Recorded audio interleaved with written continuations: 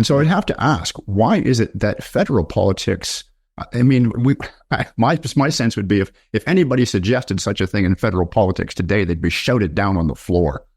There'd be no traction for that at all. So if we've got clearly this example in Alberta of the people being behind this kind of idea of protecting our kids, and yeah, let's make sure that they're adults before they get to make these sorts of decisions. Why federal politics it would not just not even listen to such a thing? They vilify it if you came up with such a suggestion.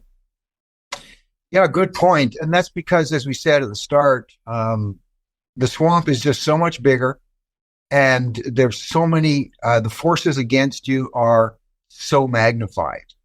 And the weapon that is used, remember the final weapon that Marx wanted to use, Karl Marx, was just kill the person. But here we have a different way of doing it, and that's kill them off in terms of how they're perceived. And so you will be called, you start to use other weapons other than just shooting a person. Call them phobic. Call them hateful. Call them racist. And what politicians know, once you hurl a term like that at somebody, mainstream media will pick it up and just run with it without question.